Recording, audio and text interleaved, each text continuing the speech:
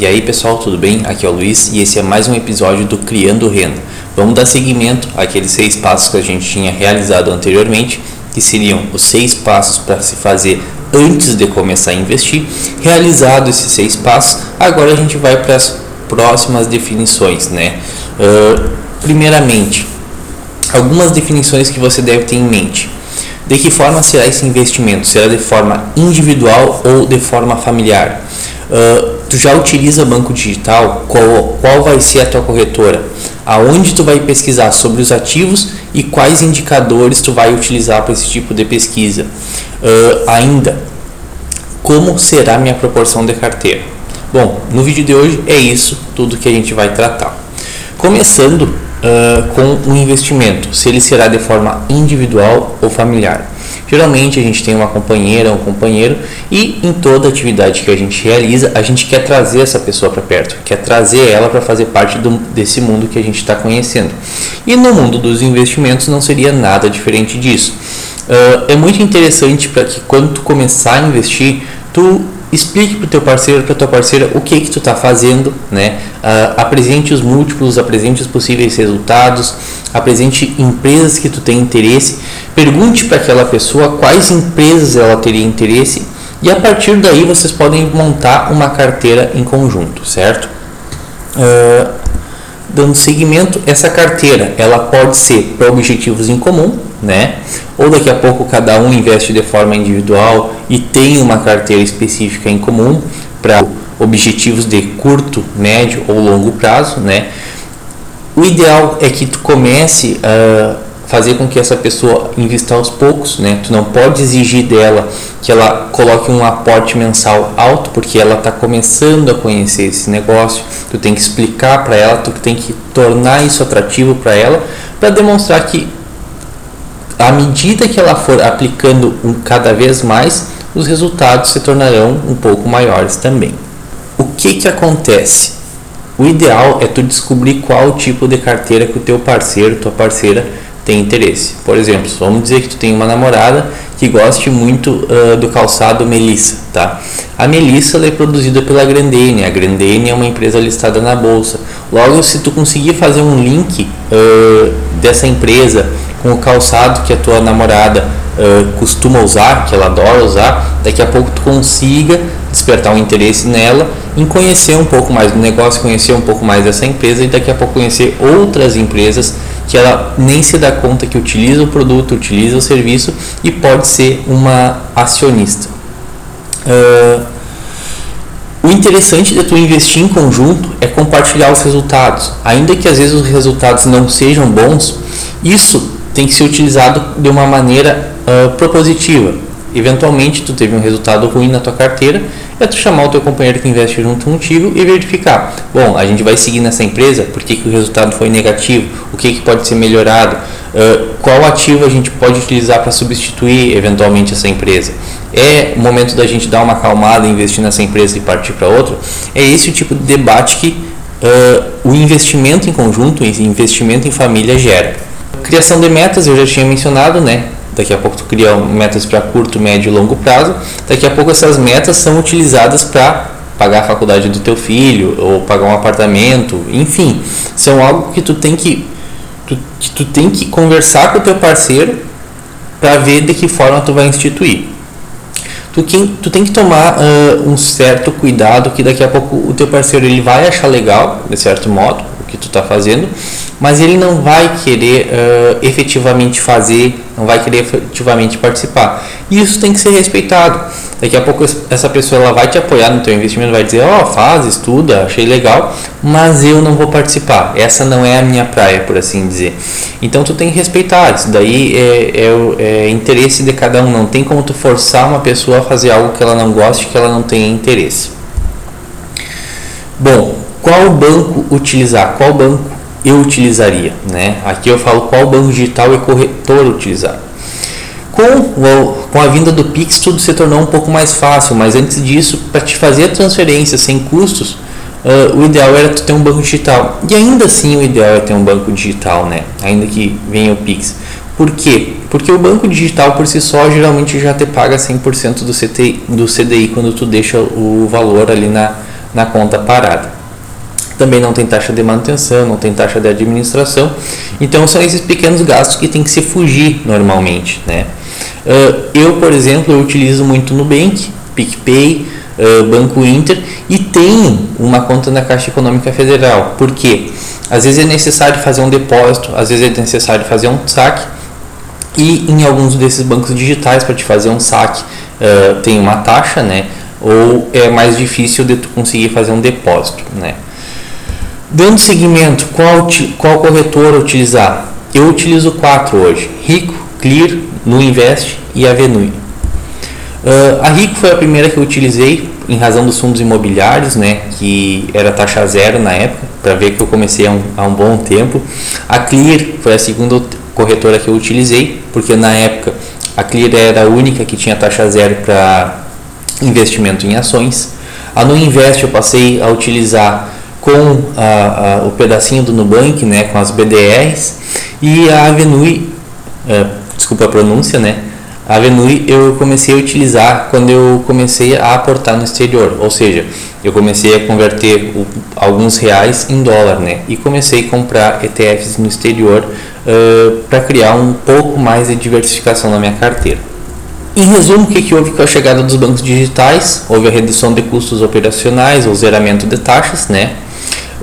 Da mesma forma, com as corretoras de valores, com o advento de mais corretoras, de mais players, a oferta, a lei da oferta e da demanda, né? Tu tem mais pessoas disponibilizando aquele serviço, logo esse serviço se torna um pouco mais barato. E é a mesma coisa que aconteceu nas corretoras. A maioria delas hoje trabalha com taxa zerada, e o que diferencia muitas vezes uma da outra é a facilidade que tu tem na utilização daquela plataforma. Então hoje em dia é muito mais fácil tu optar por uma corretora em razão da facilidade que tu tem em utilizar a plataforma da corretora. Bom, aí é que entra uma questão agora que é a mais séria. Aonde eu vou pesquisar sobre meus ativos e sobre as empresas que eu quero investir? Né? O que eu coloquei aqui, hoje todo mundo tem informação, mas poucas pessoas têm o conhecimento. Então é muito fácil eu pegar um título de vídeo do YouTube, eu pegar uma reportagem, um título de reportagem em alguma revista, em algum portal de notícias e querer replicar na minha carteira. Tu tem a informação, mas tu não tem o conhecimento. Por qual motivo ocorreu aquele movimento, por qual motivo foi pago o dividendo, por qual motivo foi pago a bonificação daquela ação, por exemplo. E o que a gente busca primeiro é a informação e a partir daí a gente gera conhecimento. Essas informações a gente pode buscar de duas formas. A fonte principal que eu uso hoje é o site Status Invest, tá? Porque eu consigo fazer uma gestão de ativos neles, além de pesquisar sobre as empresas. Mas se tu tem interesse, né? Se tu tiver interesse, tu pode buscar junto aos sites de relação com investidores das próprias empresas. Aqui até eu fiz um adendo que o Status Invest ele tem até planos pagos, ou seja, tem o plano que é zero, né? Zero custos. Tu tem o plano que é pago, que tem um valor médio ali de R$21, mas tu consegue pegar em promoções por valor bem mais barato. E tem um plano Shark lá que eu acredito que eles estão lançando, acredito que não lançaram ainda, que traz uma série de outras funcionalidades que possivelmente até carteira recomendada. Mas enfim, para quem está começando, o plano Urso, né, que é o plano BIR ali, tu tem as funcionalidades necessárias para te fazer um primeiro gerenciamento de carteira, e até eu montei uma carteira demo aqui para depois demonstrar para vocês. Aqui eu coloquei dois sites com relação de investidores, né? Ou seja, aqui é um site da Petrobras e outro site aqui é da Gerdau. Então, se tu não quer usar Status Invest, tu quer ir direto no site da empresa, tem abas específicas em que tu vai localizar comunicados, informe de rendimentos, aviso sobre dividendos e outros. Além do Status Invest, né, para não ficar puxando a brasa só para um assado, e eu não ganho nada por falar isso, existem outras plataformas, que Funds Explorer, que é mais para fundos imobiliários, Trade Map também, que também possibilitam um gerenciamento de carteira. Tem um site bem mais simples, bem mais enxuto, que é o Fundamentos, que foi um dos primeiros sites que eu comecei a utilizar quando eu estava pesquisando sobre Bolsa de Valores. né? Bom, e depois de pegar essa informação, agora a gente vai para a parte do conhecimento. A gente tem informação, vamos transformar isso em conhecimento.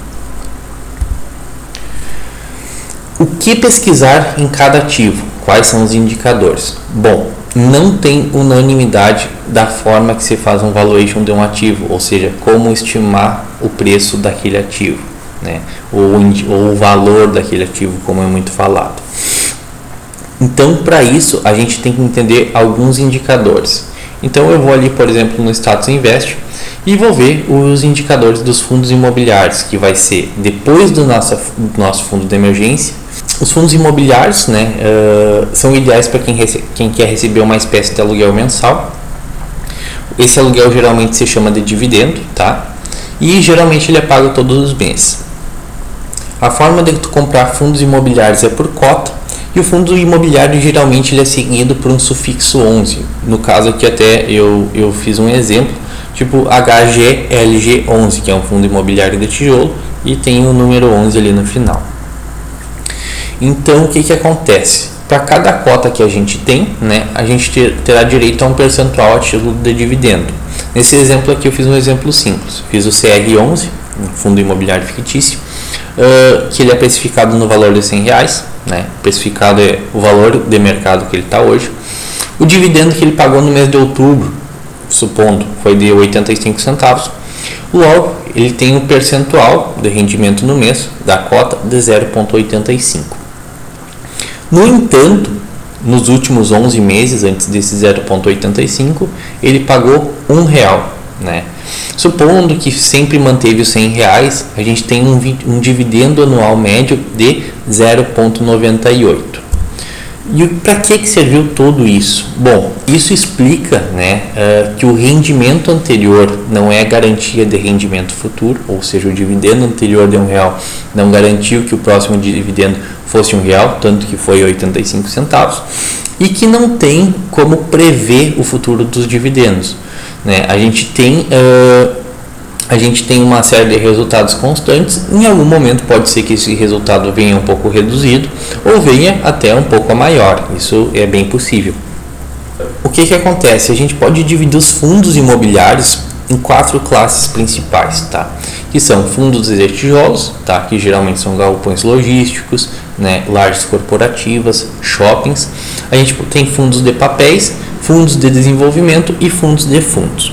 Vou detalhar agora mais em seguida. Que nem eu falei, fundos de tijolos constituem fundos ligados a imóveis físicos, shoppings, lajes, galpões e outros. Atenção para vacância. Sempre que tu for olhar um fundo de tijolo, tu tem que ver a vacância, ou seja, se ele tem mais de um ativo. Geralmente fundos de tijolos eles são não monoativos, ou seja, eles têm mais de um ativo. Daqui a pouco ele tem algumas áreas logísticas distribuídas no país, e tu vai ter que ver se essas áreas elas estão sendo de fato utilizadas. Daqui a pouco tu tem um shopping, tá? Um fundo de tijolo que é shopping. Tu tem que ver qual o percentual dessa área de shopping que está sendo utilizada, ver se não tem lojas paradas ali, se não tem vagas de lojas paradas, porque na falta de locação, né, tu vai ter um reflexo no teu dividendo. Teu dividendo vai ser menor porque não tem nenhuma pessoa locando. E localização do imóvel também é muito importante. Não adianta eu ser um galpão logístico se eu não estiver bem localizado, se eu não estiver em um bom centro de distribuição. Da mesma forma que eu não posso ter um shopping mal localizado. Pois bem, fundos de papéis, tá? São títulos de dívida imobiliária geralmente, tá? É como se tu tivesse emprestando dinheiro para construtoras realizar determinado empreendimento. Quando elas vender aquele empreendimento, elas vão restituir o valor ao fundo, tá? O que acontece? Esses fundos imobiliários geralmente eles estão atrelados, eles geram dívidas atreladas ao IPCA, ao IGPM. Então, geralmente eles conseguem se equiparar com a inflação, tá? Eles conseguem ficar ali na inflação e ainda, em alguns casos ali, ter um prêmio considerável. O que tem que se atentar é o risco de calote. Às vezes o fundo pode emprestar para uma construtora que não conseguiu desenvolver o empreendimento que queria. O fundo pode ficar com um dividendo reduzido por alguns meses em razão desse empréstimo que não foi saldado. Fundos de desenvolvimento. O que acontece? Esses fundos geralmente eles podem até ser híbridos, porque daqui a pouco tem um terreno que ele está por um valor ali abaixo de mercado, esse fundo ele entende que é pertinente compra, ou daqui a pouco ele vende segura um pouco esse terreno e revende, consegue ter um ágio ali que vai refletir nos teus dividendos, ou daqui a pouco ele compra o terreno, ele gera até uma estrutura, ele faz uma construção, vende aquela construção e com o lucro que ele obteve, ele restitui de volta ao fundo e é distribuído o dividendo, né? Os principais riscos são execuções da obra na performance, né? Obras atrasadas, vendas que não ocorreram da maneira que deveriam ocorrer. Isso pode gerar um pouquinho ali de reflexo nos dividendos. Por fim, né, mais ou menos importante, os fundos de fundos, tá? O nome por si só já diz, fundo imobiliário, que ele pega outros fundos imobiliários, coloca na carteira dele e tem uma mediana de mercado. O fundo de fundos é interessante para quem está começando, porque ele não é aquele fundo tão perdido, tá? Ou seja, tu não vai arriscar tudo num fundo de tijolo, tu não vai arriscar tudo num fundo de papel ou desenvolvimento, mas tu vai pegar um fundo que vai ter uma mediana de mercado. Geralmente eles acompanham o IFIX, que é um índice dos fundos imobiliários, né? E o que tem que ter atenção, tá? As condições geral de mercado.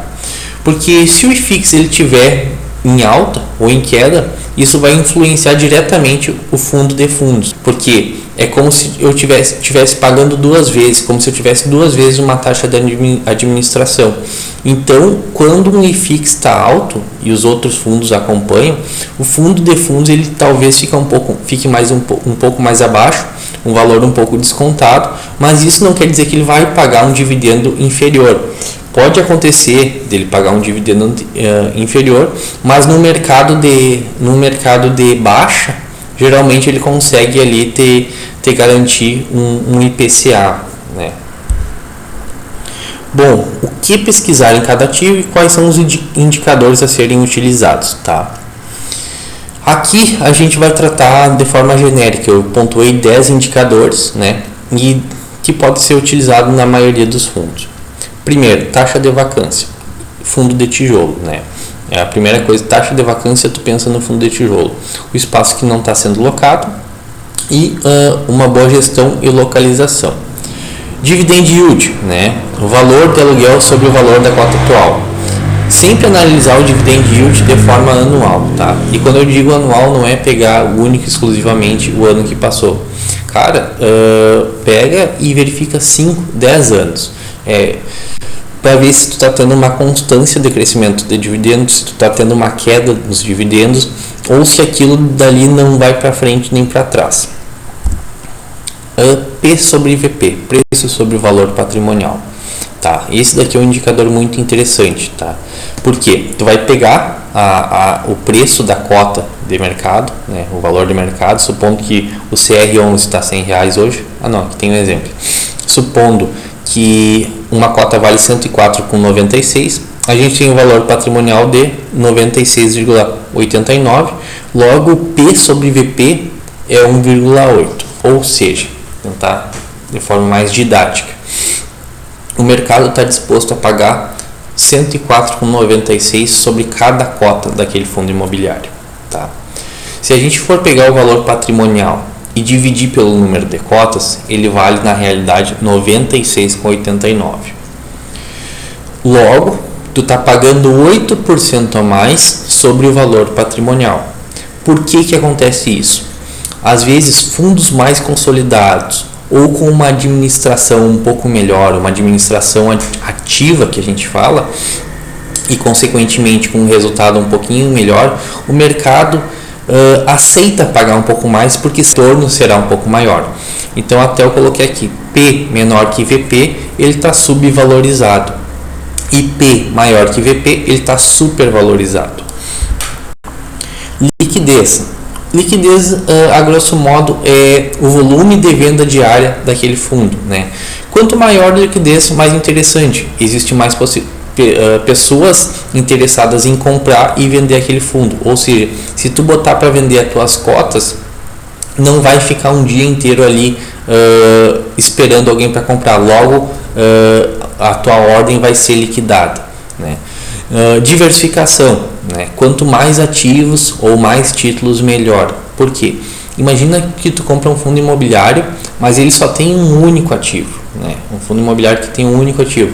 Vem, sei lá, um tsunami, um vendaval, uma tempestade, arranca os telhados e aquele único ativo ali, quanto tempo ele vai demorar para vir uma manutenção, para ser tá de volta ao jogo, para estar de volta ao mercado, para alguém conseguir locar, para daí depois começar a ter dividendo.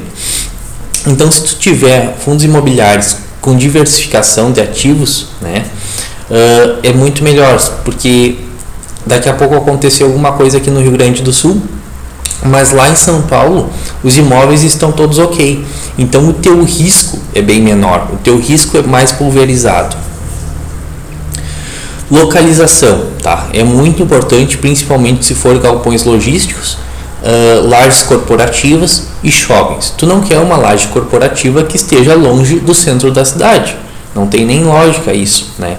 Então é muito interessante a questão de localização, principalmente em fundos de tijolos. Renda recorrente. Verificar se o valor histórico é constante por pelo menos 3 anos, o ideal é 5, mas que eu sou muito conservador na parte de análise, eu olho os últimos 10 anos. Relação com investidores. É interessante tu verificar se os fundos que tu compra, que tu segue, eles são claros no posicionamento deles, na gestão e da forma que passam as situações, os fatos relevantes para os investidores. 9. Renda média acima ou equiparado a investimentos de renda fixa. Tá, o que acontece aqui? Muitas vezes o pessoal diz, eu não vou investir num fundo imobiliário porque a Selic está pagando um pouquinho mais. Tu tem que verificar que daqui a pouco o ideal é que esse fundo imobiliário ele pague pelo menos o igual à Selic ou ao CDI e que essa cota anualmente valorize um pouquinho. Se ele conseguir pagar mais a título de dividendo, mais que a Selic e que o CDI, ótimo, perfeito, ele cumpriu a função dele. Se ele se valorizar, melhor ainda, mas tu vai ver que vai ter ocasiões que a Selic e o CDI vão pagar mais do que um fundo imobiliário, e isso acontece, isso é em ciclos de mercado em que a renda fixa é mais alta, paga mais do que fundos imobiliários. Performance com relação ao IFIX, né? O IFIX é aquele índice dos fundos imobiliários que eu havia mencionado. O ideal é que a título de dividendo, né, o teu fundo imobiliário ele consiga ter pelo menos 1% mais que o IFIX, né? Daqui a pouco não só em dividendo, apenas com dividendos ele não vai conseguir, mas daqui a pouco com os dividendos e a valorização anual dele, ele teve esse 1% a mais que o IFIX. Mas que nem eu disse, são indicadores, tá? Às vezes tu não vai encontrar, o fundo imobiliário conseguiu fechar esses 10 indicadores de forma positiva. Às vezes vai acontecer e às vezes não. E aí tu vai ter que ponderar qual a tua preferência, ou é a localização, ou é o dividendo, ou é o valor patrimonial, enfim, tu vai ter que verificar isso. E esse tipo de situação é normal, é a prática do investimento, e isso vai é uma forma de tu ir angariando o conhecimento, né? Tu tem a informação, tu vai ter que desenvolver esse conhecimento por si só. Agora, por fim, como seria a minha proporção de carteira? Só retornando aqui para dar um exemplo um pouco mais prático, entrando rapidinho aqui no Status Invest, né? Aqui é uma carteira demo que eu fiz, uma carteira de demonstração. Eu peguei o HGLG, tá? Só para demonstrar que, por exemplo, um fundo imobiliário que ele não é monoativo, ele é multiativos. Por exemplo, aqui a gente tem os imóveis e aqui tem 1, 2, 3, 4, né? Então tem uma linha com 4, 2, 3, 4. Então aqui a gente já tem 4, 8, 12, 16, mais 3, 19. Então aqui a gente tem 19 imóveis mais um terreno, né? Então tu pode ver que ele é multiativos. Então vamos supor, se acontecer um problema com um imóvel aqui em São Paulo, né, cujo o HGLG São Carlos não vai ter problema com relação aos demais, né? Os outros imóveis vão continuar funcionando. Outra coisa interessante de se ver aqui é a vacância, ó. Por exemplo, esse aqui, condomínio SJC, ele está com uma vacância de 38%. Daqui a pouco esse imóvel foi construído há pouco, né? E as vagas dele, os apartamentos dele, enfim, estão sendo preenchidos. Então existe essa possibilidade de tu ter feito um empreendimento e ele ainda está se consolidando no mercado. Aqui, ó, aqui já tem uma vacância bem maior, uma vacância um pouco mais preocupante, de 47,91%. Mas tu tem que entender que essa vacância, tu tem que daqui a pouco fazer uma média com base em todos os fundos que tu tem e ver se é uma vacância aceitável ou não. Aqui a gente tem uma parte de vencimento de contratos, né? Aqui os indexadores dos contratos, por exemplo, aqui a maioria está em IPCA, né? Que geralmente é o IPCA que acompanha a inflação, e a 22% em IGPM. Aqui a gente tem a distribuição por estados, a grande maioria aqui está em São Paulo, depois a gente tem Minas Gerais, Santa Catarina, Rio de Janeiro e outros aqui. Pois bem, aqui, só para demonstrar rapidinho, aqui a gente tem um fundo de fundo, tá? Que é o BCFF, que eu utilizei na carteira de demonstração, o valor atual 67,68. Aqui a gente tem um P sobre VP de 0,86. Então é como se o patrimônio é como se tu tivesse assim, ó, recebendo R$1 por cota, mas estivesse pagando 86 centavos. Então tu teria em regra ali um ganho de 14 centavos por cota, né? Se o mercado resolver pagar efetivamente o 1 para 1 dele, tu tá ganhando 14 centavos.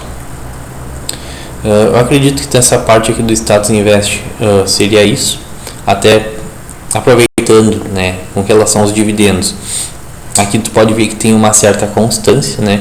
O ideal, que nem eu referi, é verificar os últimos 5 anos. Ó, 2022 ele vem bem para ele, 2021 de certo modo também.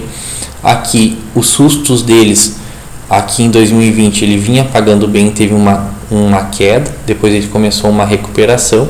Em 2021 ele manteve essa recuperação, teve novamente uma queda, e agora em 2022 ele está bem mais constante. Tu pode agrupar por ano, tá? Todas essas funcionalidades aqui são de graça, que aí tu vai ver quanto ele pagou por ano. Aqui até agora em 2022 ele pagou 6,08, 2021 6,13. Enfim, verifiquem ali, entrem no Status Invest, deem uma fuçada para vocês irem aprendendo a mexer também. E por fim, né, agora, como seria a minha proporção de carteira? Presumindo que tu fez os 6 primeiros passos, tá? Tu tem uma reserva, um fundo de emergência ali, e a gente vai tratar esse fundo de emergência como 50% da tua carteira, tá? Por quê? Porque ele é a tua renda fixa, é um valor que tu de certo modo penou para chegar, então não tem razão para que a gente já coloque esse teu fundo de emergência como apenas 10% da tua carteira e tu vai ter que fazer outros 90%. Não. Hoje ele é 50% da tua carteira e a gente tem que criar mais 50% em renda variável. E para te entrar na renda variável com um pouco mais de segurança, né, eu aconselho partir para a parte de fundos imobiliários primeiro. Faz 50% da tua carteira em fundos imobiliários primeiros, e depois que tu tiver esse 100%, aí tu acrescenta ações. Aí tu vai diminuir um pouco a tua renda fixa, tu vai diminuir a tua porcentagem de renda variável exclusivamente em fundo imobiliário, e aí tu vai começar a abrir ali para ações. Enfim, 50% em renda variável de exclusivamente em fundos imobiliários. Então esse 50% eu dividiria em 3. 18% em fundo de fundos, tá? Porque tu está começando, tu não quer sofrer com as variações de mercado, tu não sabe muitas vezes exatamente o que tu quer, e os fundos de fundos eles vão pegar uma mediana de mercado e tu vai estar um pouquinho mais seguro. 16% em fundos de tijolos, tá? Porque eu entendo que galpões logísticos são muito interessantes, principalmente nessa era em que a gente compra tudo pela internet e o pessoal precisa de centros de distribuições. e 16% em fundo de papel, porque muitas vezes o fundo de papel ele vai ter que pagar um dividendo um pouco mais baixo, mas daqui a pouco ele recebeu uma dívida, foi vendido um determinado imóvel, ele vem uma recompensa a mais. Então a nossa carteira ficaria mais ou menos assim: 50% nosso fundo de emergência, os 18% em fundos, 16% de tijolo e 16% de papel. Importante, se possível, tá? Quando tu for comprar, vamos dizer que tu tenha R$400 para investir por mês, para aportar por mês. Não compra os R$400 exclusivamente em fundo de tijolo, ou em fundo de papel, ou em fundo de fundo. Tenta dividir os R$400 nessas três classes. Porque posteriormente vai ter um evento que se chama subscrição. E se tu tiver muito avançado em um determinado fundo, os valores que tu iria utilizar nos outros, tu vai ter que utilizar nele quando ocorrer o evento subscrição. Vou dar só uma pincelada. Subscrição é o direito que tu tem de comprar cotas por um valor muitas vezes abaixo do mercado, por tu já deter cotas. Ou seja, vamos dizer que eu tenha 10 cotas de CR11, tá? Veio o meu direito de subscrição de 30%. Ou seja, eu tenho direito a comprar 3 cotas de fundo de CR11 por um valor um pouco abaixo do mercado, por eu já ter essas 10. Então, se tu ficar aportando muitas vezes em um fundo só, quando ocorrerem subscrições, que geralmente é de forma anual, tu não vai conseguir trazer os teus outros ativos de forma equiparada a esse que tu criou uma maior proporção. Fica ruim de tu balancear mais no futuro. Então, o ideal é que tu compre com uma certa equidade. E por fim, uma dica extra, né? Acompanhe os comunicados, né? Então, se tu tem ali os fundos imobiliários, os ativos que tu tem interesse, tem uma parte aqui que se chama comunicados, que eu vou colocar aqui, ó, comunicado. Tu vai clicar e vai dizer, ó, informe periódico. E aqui tu vai abrir e vai ter todo o relato da administração dos fundos, algum evento que é importante, um pagamento de dividendo. Com isso tu vai saber muitas vezes por que esse fundo teve uma variação tão grande ou um pagamento acima da média. E quando acontecer isso, tu vai estar informado, tu vai saber se é o momento de vender, se é o momento de comprar ou simplesmente o momento de manter a posição nesse ativo. Então, hoje a conversa foi um pouquinho maior. Eu espero que vocês tenham gostado, né? E aguardo vocês ao próximo episódio do Criando Renda.